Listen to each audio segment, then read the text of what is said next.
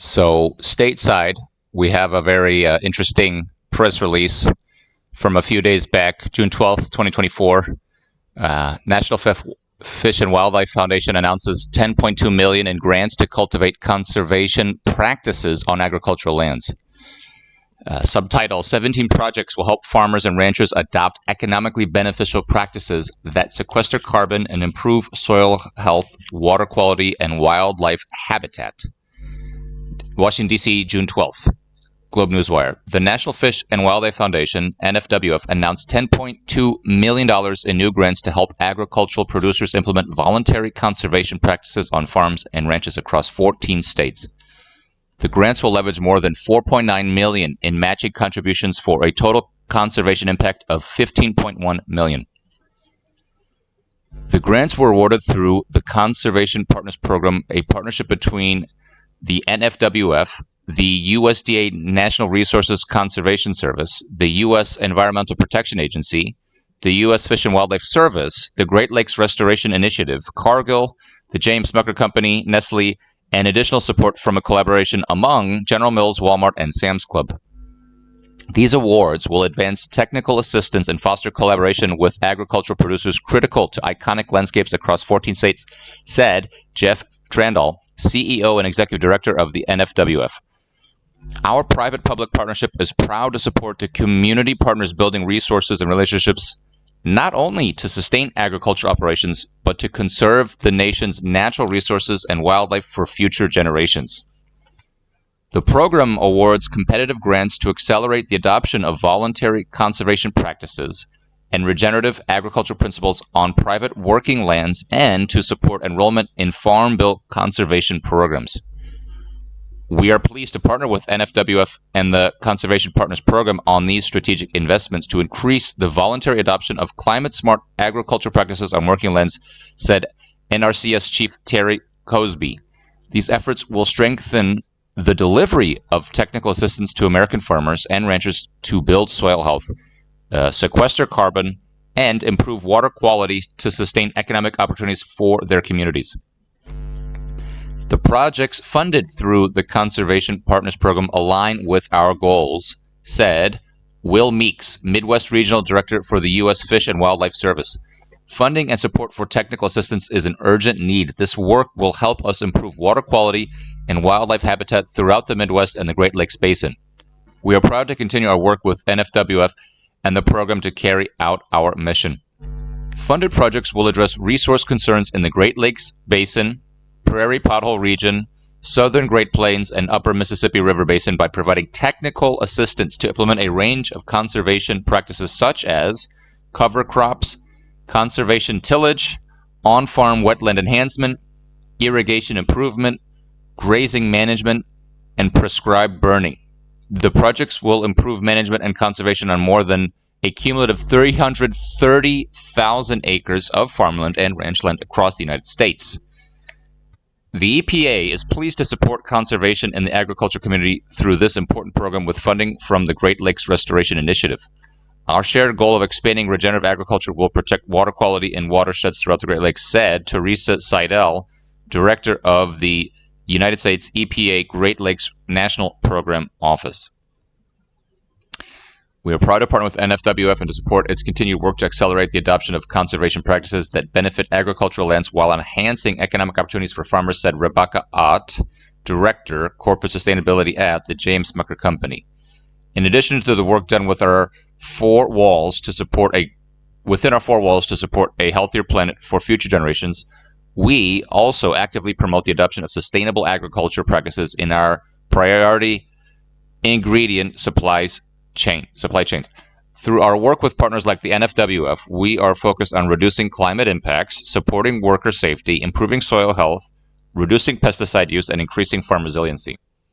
Since 2011, the Conservation Partners Program has awarded 301 grants worth more than $71 million and leveraged an additional $101 million in matching contributions, generating a total conservation investment of more than $172 million.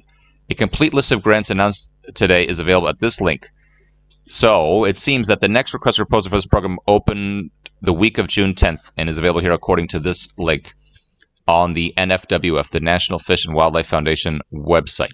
So then the press release finishes here with a quick summary at the bottom of the press release about the National Fish and Wildlife Foundation. What is the USDA's Natural Resources Conservation Service? What is the US EPA?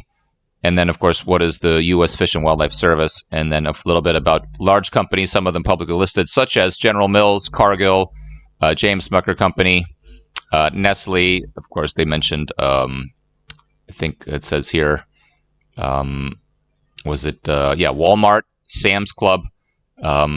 So to summarize, it seems that this is as noted in the article, public-private partnerships and these grants. So for the larger companies, it makes great sense to promote certain practices. So not just natural resource preservation and wildlife preservation, but it also makes sense to build soil health. It says to sequester carbon, improve water quality, and sustain economic opportunities. Right. Improving water quality, wildlife habitat. And it says, so here we go. The list, it includes cover crops, which would be across the seasons, and it's similar to soil rotation. Conservation tillage, because this is touching on the topic of sometimes with farming, tilling the soil. There's a lot of argument about roots, how deep roots go, and then on the other side, this various base elements, nitrogen, and similar. So there's been a lot of topics recently about what are the inputs and outputs on farmland. So and tilling the land is actually quite a hotly debated issue across the planet. So it really depends on the crop. And then it says, okay, on farmland wetland enhancement. This might be dealing with the nitrogen cycle, irrigation improvement, obviously. Important, and then grazing management and prescribed burning. So there's a lot of case studies out there about grazing management, mixing animals across in a post-harvest environment too, to return various minerals and elements directly back onto the land. And prescribed burning, which is used quite extensively in other parts of the world, but it seems that the United States might, depending on the state, have land or fire, the prohibition of making large-scale fires might need fire hazards or similar. So with that being said, the article does a good job of noting the history and the total investment and impact over time.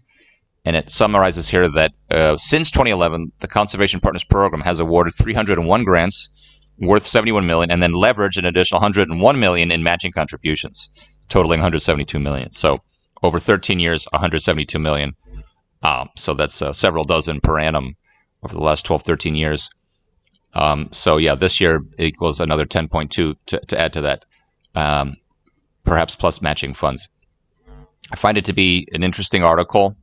It makes sense, again, for the larger companies to sort of, this is almost a sort of M&A or private equity play where it makes sense for their partners further upstream and their suppliers and vendors to have the most optimal farming methods in place in order to guarantee their future raw materials. For example, if you were on the retail side, so it says here Walmart, I think it says here Sam's Club, but further upstream, if you are one of the people that is selling out of Walmart at Sam's Club, such as General Mills, such as Nestlé, such as James Smucker, and then feed companies and fertilizer companies such as Cargill, it makes sense for them to look again further upstream in the supply chain and let the various landowners and farmers adopt and deploy the absolute best strategies as listed in this press release. So, this is probably a very good example of public-private partnership. It's a feel-good article. It's a very good article to know. It provides good update. And then the measurement over time of what the NFWF has done with their strategic partners.